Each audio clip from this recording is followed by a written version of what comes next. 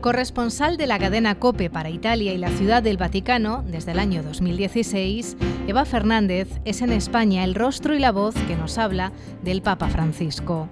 Así lo ha sido recientemente, coincidiendo con el ingreso del Santo Padre en el Gemelli. Con tranquilidad, pero con realismo, con profesionalidad, pero sin frialdad, explicando las complicaciones de una enfermedad en un lenguaje accesible a todos y asumiendo que, aunque se quiera dar más información, no había más que contar, ni espacios que rellenar. Doctora en Filología Moderna por la Universidad Complutense de Madrid y licenciada en Filología Germánica por la misma universidad. Después de un breve paso por la empresa privada, su vida profesional ha estado ligada a la cadena COPE. Durante las 2 décadas que lleva vinculada a la radio, ha desempeñado labores de producción y redacción tanto en los servicios informativos como en los programas de mayor éxito. Algunos de los reportajes llevados a cabo en estos 20 años han sido galardonados por distintas entidades. Ha recibido, entre otros, el Premio Bravo, otorgado por la Conferencia Episcopal Española. Es autora del libro El Papa de la Ternura y el propio Papa Francisco le hizo merecedora del Premio Nobel del Periodismo. Hoy en Enfoque a 2, Eva Fernández.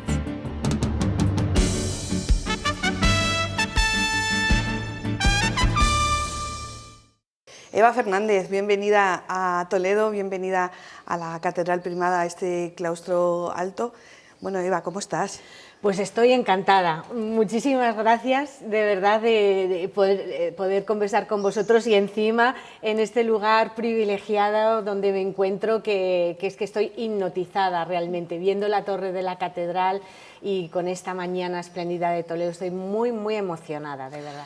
Bueno, tenemos que dar las gracias al Cabildo de la Catedral Primada, que nos ha ofrecido todas las facilidades para poder realizar esta entrevista en este enclave privilegiado. La siguiente pregunta, ¿cómo está el Papa, Eva? Bueno, pues el Papa está bastante bien. No lo había pensado, pero he de deciros que os cuento una exclusiva, es una exclusiva total, porque los compañeros de Cadena 100, Javi Nieves y Jimeno, vosotros sabéis que ellos tienen un espacio dedicado a los niños y recientemente Javi Nieves hizo el pregón de Mérida e incluyó en el pregón un resumen muy simpático de los niños con Jimeno hablando sobre la Semana Santa. Y el pasado lunes pensé, el Papa está convaleciente, seguro que le puede hacer mucha ilusión escuchar este minuto y medio tan simpático de los niños y ayer se lo hice llegar y ayer me llegó de vuelta un mensaje de parte de su secretario diciendo que el Papa Francisco se lo había pasado muy bien, se había estado riendo escuchando a los niños de Jimeno y que me pedía que les diera las gracias a ellos en su nombre. Con esto que os quiero decir, que el Papa Francisco está convaleciente, lo vimos el pasado domingo en la gran sorpresa que nos dio al aparecer, al finalizar la misa del jubileo de los enfermos y del personal sanitario. Entonces al Papa le hemos visto bastante mejor que cuando salió del Gemelli, que nos preocupó un poco esa escasa capacidad de hablar. El Papa está recuperando la fuerza para hablar, todavía no la ha recuperado del todo, pero la fisioterapia respiratoria y motora que está realizando le viene de maravilla y se ve que esta evolución de la que nos van hablando, esta lenta evolución, está causando sus frutos. De hecho, el Papa nunca hubiera ido a San Pedro si los médicos no le hubieran dado permiso, porque aunque sabemos que el Papa es muy espontáneo, el Papa pidió permiso a los médicos para salir. Fue una mañana de domingo en Roma maravillosa y con sol, no hacía frío y por lo tanto el Papa se encuentra bastante mejor. ¿Qué opinión te merece el relato que se ha hecho, el relato informativo que se ha hecho de este largo ingreso hospitalario del Papa Francisco? A ver, se nota que el Papa desde el principio dijo a los médicos que él quería que se supiera la verdad, porque a nada que se analice es increíble la cantidad de detalles que hemos sabido de la evolución de la enfermedad del Papa, aunque siempre queremos más, pero si lo comparamos con los detalles que sabemos de otros líderes políticos mundiales, reyes, demás, es que es increíble los detalles que hemos tenido. O sea, hemos sabido que el Papa se ha tragado su propio devuelto, o sea, que el vómito se lo ha tragado, que le ha costado salir adelante, que le han tenido que hacer una traqueotomía. Hemos sabido una cantidad de datos increíbles que no hubiera sido posible si el Papa Francisco no hubiera dado permiso a los médicos para que hablaran con sinceridad. Por lo tanto, en principio, a nivel informativo estamos bastante contentos. Como siempre, bueno, lo subrayo porque siempre te gustaría tener más en esta convalecencia, pues tener alguna actualización mayor, pero claro, por ejemplo, en estas 2 últimas semanas, Ana, desde que ha salido el Papa del Gemelli, realmente nos dicen poco porque se trata de seguir una terapia respiratoria y motora y tienen poco que añadir, ¿no? Por lo tanto, el Papa va levemente mejorando y con la cabeza, eso también te digo, increíble, sigue acordándose con una memoria privilegiada como la ha tenido siempre, de fechas, de cumpleaños de las personas, de asuntos que tiene que firmar y que sigue firmando, o sea que realmente el Papa tiene la cabeza perfecta para seguir gobernando y son 88 años. No podemos olvidar que de fondo tenemos esa edad que bueno, pues es inexorable y que lógicamente hay que tener en cuenta. Eva, hemos sabido, porque ha sido público, que ha habido momentos muy críticos en este ingreso, pero a la vez hemos sabido también que sí que es verdad que el Papa en su momento dijo que él estaba dispuesto a renunciar cuando se dieran unas condiciones. ¿Se ha despejado la sombra de la renuncia sobre el Papa Francisco? Mira, a raíz de esta enfermedad nos lo hemos vuelto a preguntar.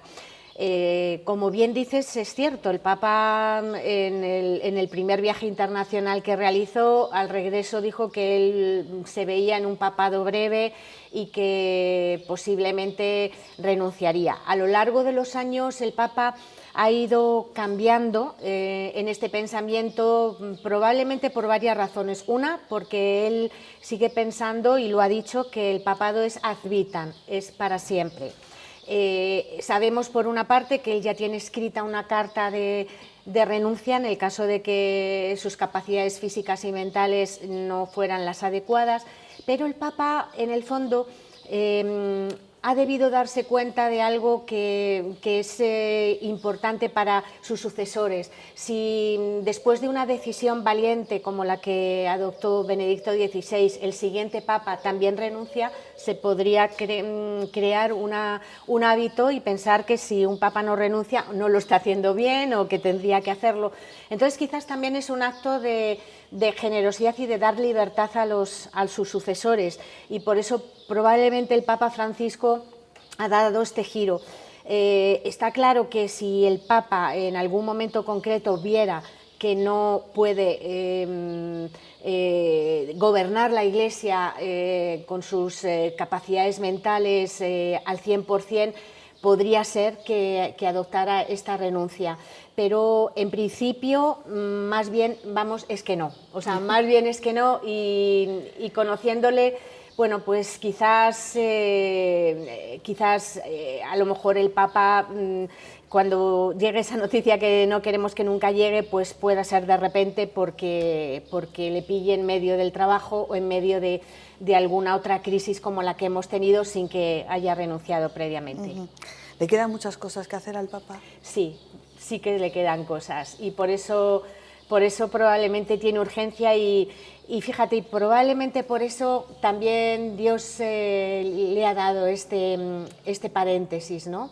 Le ha dado este periodo que creo que le está haciendo mucho bien, pero no solo lo creo yo, es es leyendo los textos que nos han llegado desde que el Papa fue ingresado en el Gemelli, que son los textos del Ángelus, de los domingos, también de las audiencias generales.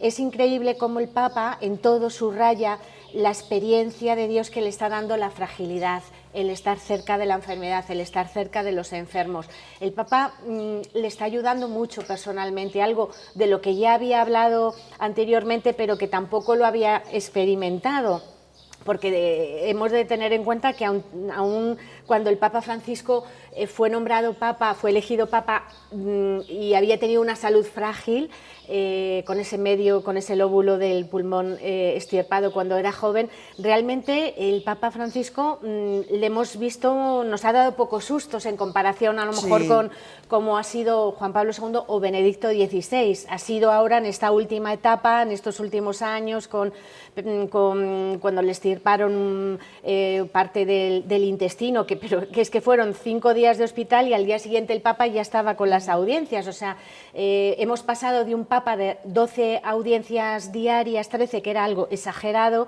a un Papa que está convaleciente y que no puede recibir a las personas. Pero sí, el Papa tiene que rematar cosas, seguro que quiere rematar. Me consta que está manteniendo reuniones, leyendo y firmando documentos que ya había iniciado, y quizás nosotros que bueno, somos personas de fe, pues claramente Dios le ha dado este tiempo para rematar. Es muy testarudo. Mucho. ¿Ha bajado el nivel de testarudez, por lo menos con los médicos? Sí, bastante, porque vamos, si hubiera sido por él, hubiera hecho ya más de una imprudencia, como asomarse desde el Gemelli a saludar se le presentaron un domingo un montonazo de niños y vamos, si por él hubiera sido, abre la ventana, se asoma, hubiera cogido frío.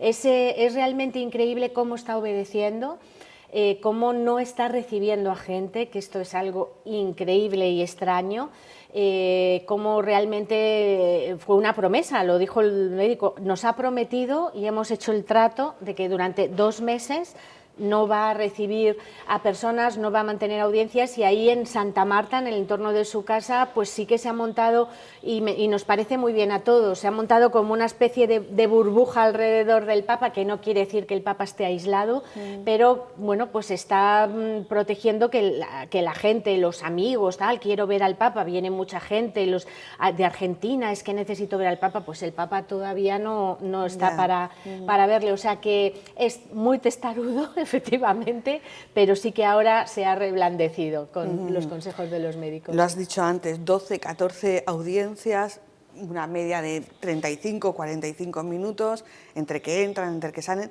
La agenda del Papa es una agenda que ya una persona en plenas condiciones físicas de 40, 45 años sería agotadora, y a lo mejor es que había que explicarlo un poquito más, ¿no? Porque cuando lo cuentas la gente, bueno, pues no se le ve tanto, bueno, una cosa es que no se le vea y otra cosa, pero en los viajes, por ejemplo, el último viaje, yo lo decía, digo, pero es que este hombre es muy mayor, que tiene 87 años, ya solamente el viaje, el vuelo.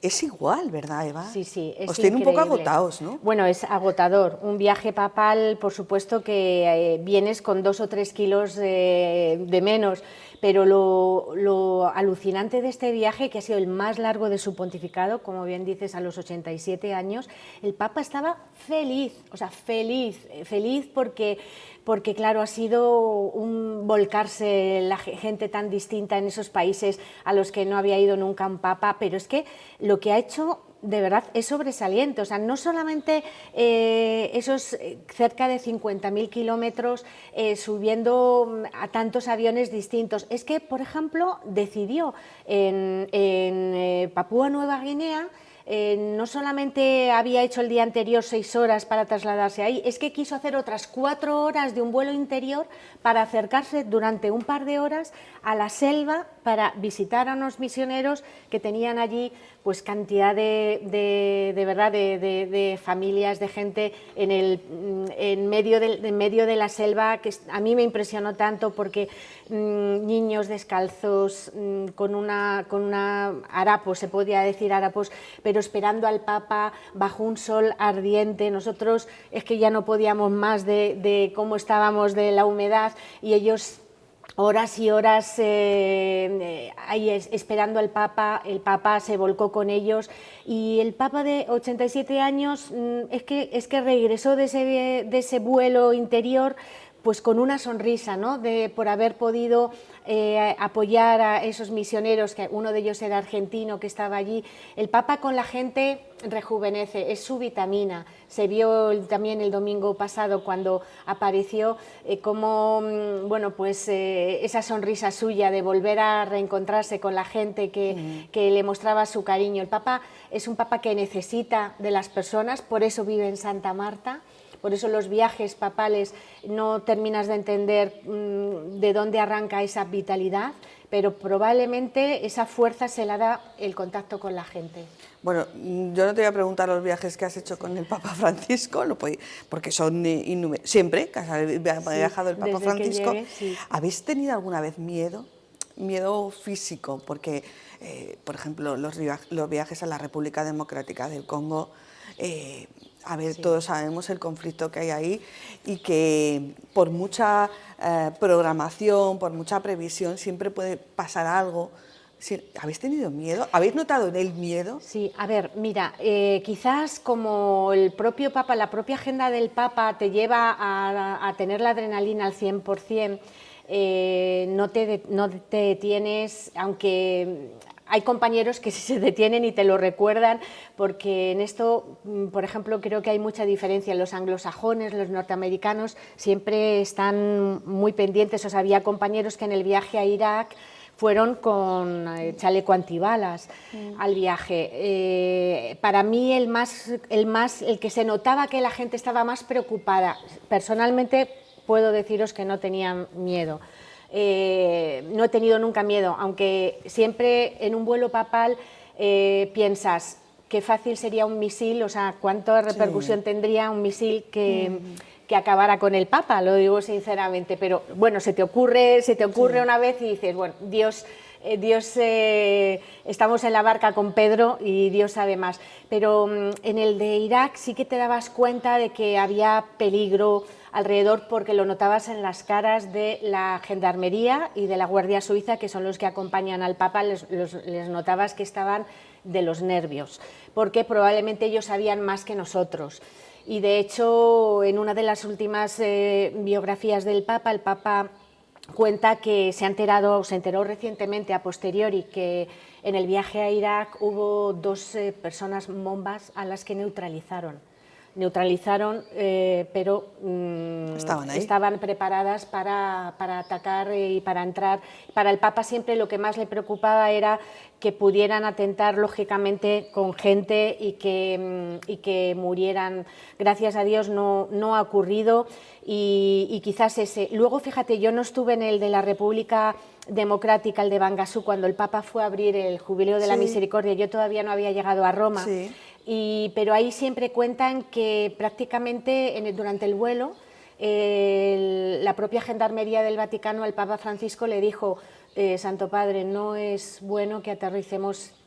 Y el Papa dijo: si no aterrizamos allí, yo me tiro en paracaídas. Eso lo cuentan que lo dijo los que están, y se aterrizó. Fue un viaje increíble, maravilloso. Allí el Papa abrió el Jubileo de la Misericordia en una iglesia casi pequeñísima de Bangui, pero sí le aconsejaron que no aterrizara porque no podían controlar a todas las milicias que estaban por allí atacando.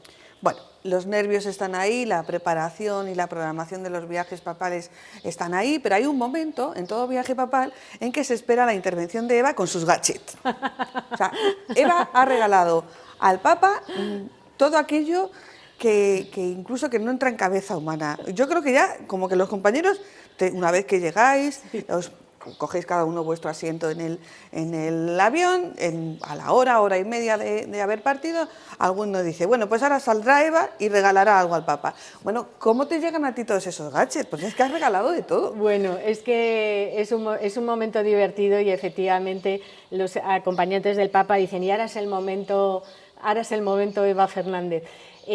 A ver, todos esos distintos objetos tienen una finalidad, han tenido siempre una finalidad y eso el Papa también lo sabe, que es bueno, pues poner el foco de atención en algún aspecto que realmente tenga relación con el viaje o con algo que haya ocurrido, porque a veces los periodistas que vamos al vuelo papal se nos escapa el motivo realmente del viaje y buscamos otros motivos. Siempre hay como una serie de temas sobre los que se quiere preguntar al Papa y que desenfocan, no quiero decir que no sean interesantes, pero que desenfocan el motivo del viaje. Entonces, bueno, pues me propuse buscar cosas que a veces he de decir que cuestan mucho trabajo buscarlas, sí. Cuesta mucho. Quizás fíjate, me quedaría con una que al Papa le impresionó bastante, que fue, nos acercábamos al viaje, creo que era el viaje a Irak, entonces conseguí, a través de ayuda a la Iglesia necesitada, conseguí unas copias exactas de cómo el precio al que el ejército islámico vendía a las mujeres cristianas y yazidíes, que para ellos también era una etnia a perseguir. Entonces era muy impresionante porque era el precio, según la niña, si era más joven, una niña de 1 a 8 años era la más cara y según en edad, entonces era un listado de precios de venta. Eso al Papa le impresionó mucho y también unas fotografías de las casas de los cristianos en las que colocaban la N de Nazareno, similar a como ocurría con los judíos, colocaban la N de Nazareno para señalar que ahí vivía un cristiano y les daban el ultimátum, si se quedaban tenían que convertirse, si no se quedaban iban a ser eliminados, ¿no?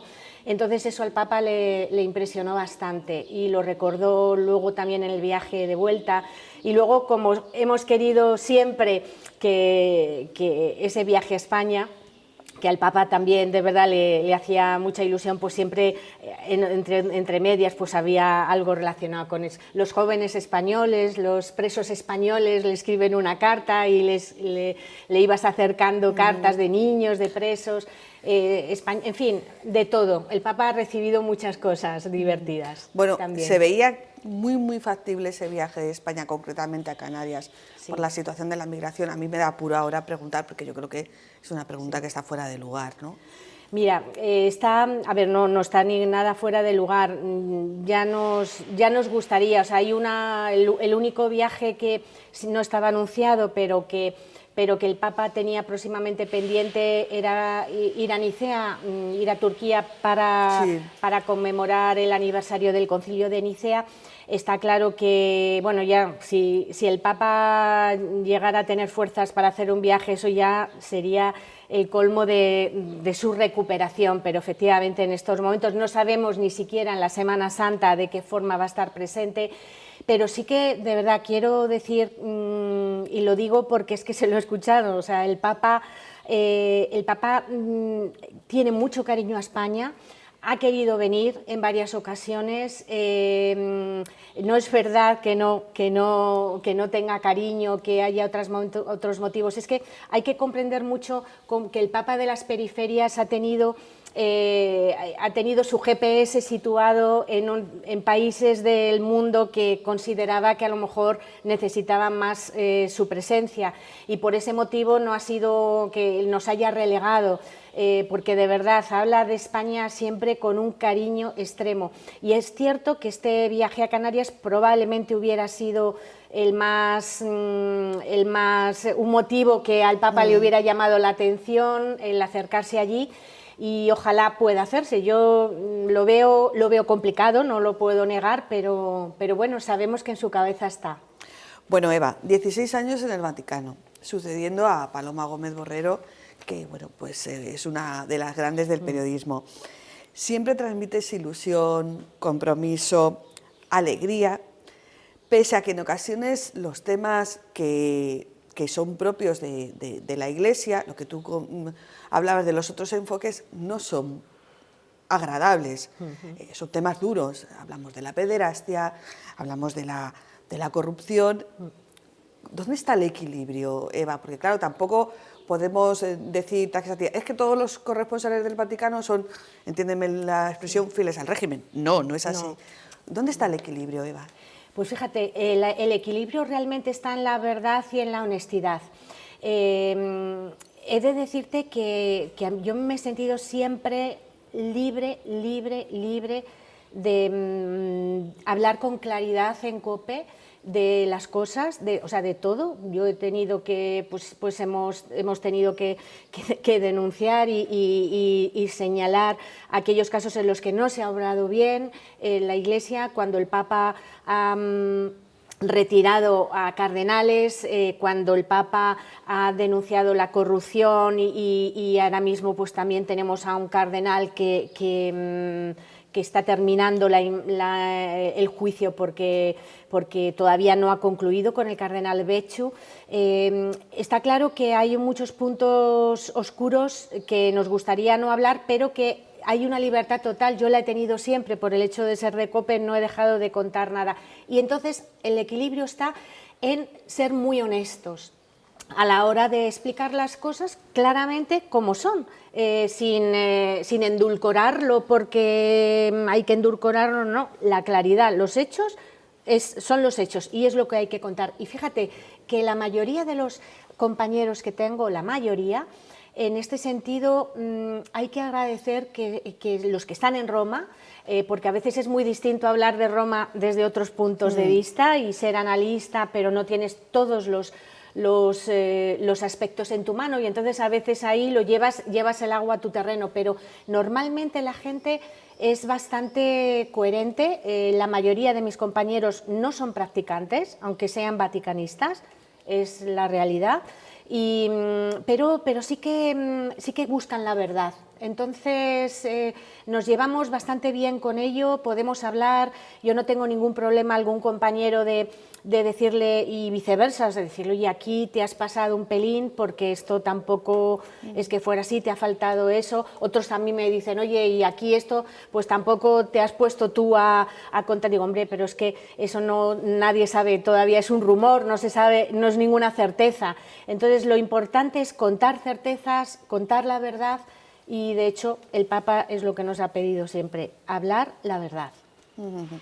Bueno, te entregaron el premio Bravo, el premio de la Conferencia Episcopal Española, y en ese premio hablabas de Paloma y hablabas de otra compañera, Eva Galvache, sí, compañera de COPE, fallecida en el año 2020, que estaba en el ámbito socio-religioso y que, bueno, los que somos un poco del gremio, bueno, pues conocíamos de su trayectoria, pero traigo su nombre porque es un buen ejemplo de cómo pues, los periodistas no todos podemos tener un nombre, no todos podemos ser objeto de una entrevista, o sea, no todos podemos salir siempre, ser las grandes estrellas, no sé si me explico. Sí, sí, sí. Pero tú le das su lugar a todo el mundo. Me gustaría que hablaras, sobre todo pensando en aquellos jóvenes que están empezando ahora en esto del periodismo, para que les contaras que nuestro objeto no es, en tu caso, ser Eva Fernández, pero que tú no querías ser Eva Fernández. Me gustaría que les mandaras un mensaje, ¿no? Porque parece que aquí estamos en un medio muy pequeñito, somos el medio de comunicación oficial del Arzobispado de Toledo, somos una plantilla muy pequeñita, aún así llevamos 31 años, gracias al apoyo siempre de nuestros obispos, pero a lo mejor nuestros nombres no trascienden. Estamos en una provincia, tú sabes lo que es el periodismo de provincias, claro, la capital, Madrid, Barcelona, tú estás en Roma. Me gustaría que les mandaras un mensaje. Bueno, en primer lugar he de deciros que podéis ser pequeñitos, pero sois matones.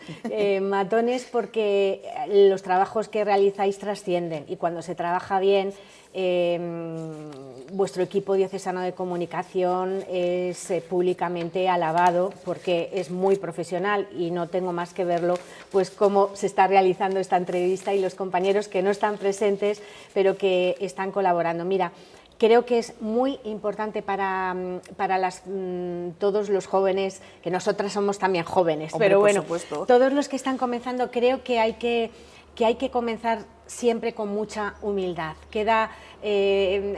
Tenemos que estar aprendiendo hasta el último día de nuestra vida y por lo tanto, si tú tienes esa sensación de seguir aprendiendo de las personas que conoces, de las que ves, no tienes ninguna necesidad de aparentar o de ser tú el protagonista. Esto que nos dicen tanto, que sabemos y que no siempre se cumple, que el protagonista no es el periodista, sino es la noticia o es el entrevistado. He de decirte que personalmente lo tengo muy claro, lo he tenido siempre claro y fíjate, quizás, ¿sabes por qué soy afortunada? Porque yo he estado siempre en la retaguardia, en la redacción he estado siempre en la retaguardia y en cierta forma, te lo digo sinceramente, me sigo considerando que estoy en la retaguardia, porque veo que tengo tanto que aprender del Vaticano, de la Iglesia. Está siendo un regalo tan increíble poder estar en Roma, poder conocer a tantas realidades, tantos movimientos, tantas organizaciones religiosas, tantos misioneros, el trabajo de todos, de la conferencia episcopal, por todos los que vienen a Roma, que me considero como que lo mejor, mi misión es ponerme a un ladito, escuchar y que sean ellos, que sea el Papa, que sean los que vienen por Roma, los que realmente cuenten tantas maravillas que tienen que contar. Yo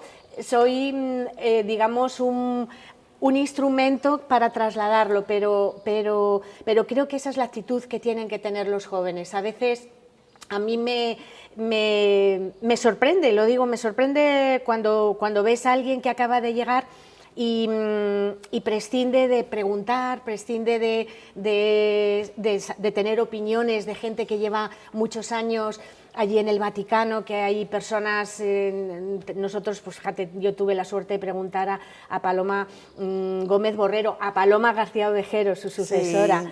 Que fue realmente a quien yo sustituí y que estuvo pues, con ese encargo tan importante de ser la viceportavoz del Papa, la primera mujer en conseguirlo, que en fin, que eso es lo mejor, aprender de otros y luego ya quizás, si tienes mucho bagaje, te puedes, pues no sé, atrever a lanzarte a dar tu personalidad, pero se necesita dejar mucho espacio a la sabiduría de las personas que nos han precedido y que conocen más, y yo creo que esa es la actitud que tienen que tener los jóvenes, aprender mucho. Y bueno, por esa motivación te concedió el Papa el Premio Nobel de Periodismo, que yo creo que es una buena opción, ¿eh? Que ¿por qué no abrir esto?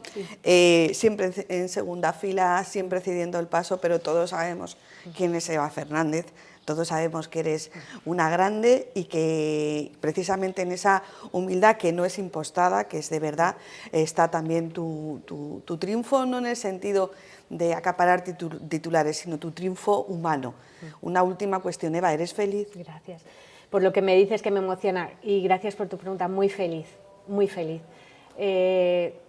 Muy feliz porque de verdad considero que ha sido un regalo de Dios en una etapa final de mi vida, que por eso para los jóvenes es muy bueno saber que la vida te da sorpresas, lo sabemos, pero que siempre hay que estar pendiente de que puede producirse un giro. Este giro a mí digamos que ya se ha producido cuando yo pensaba que en COPE estaba en el equipo de Carlos Herrera, nada más llegar, bueno, pues estupendo, ya como que la radio, que es un medio que me apasiona, terminas, digamos, tu etapa profesional en Madrid de esta forma y de repente me encuentro con este regalo que me ha rejuvenecido, me ha hecho recuperar la ilusión profesional, que no la había perdido nunca, pero me considero muy afortunada, muy feliz, de verdad, muy agradecida porque lo que he descubierto es como realmente el premio Nobel de un periodista, ¿no? Y de un periodista en una emisora católica, el poder encontrarme en Roma y poder redescubrir la Iglesia, que a mí no me ha pasado lo de quien va a Roma pierde la fe, ¿sabes? Sí. Que hay un dicho que dicen no. La verdad es que he visto de todo, pero sobre todo he visto gente con muchísimas ganas de sumar, de remar y de la que aprendo y no puedo estar más agradecida, Ana. Muchísimas gracias, Eva, ha sido un placer y toda una lección de periodismo y de humanidad. Muchísimas gracias. Gracias a vosotros y enhorabuena por vuestro trabajo, de verdad.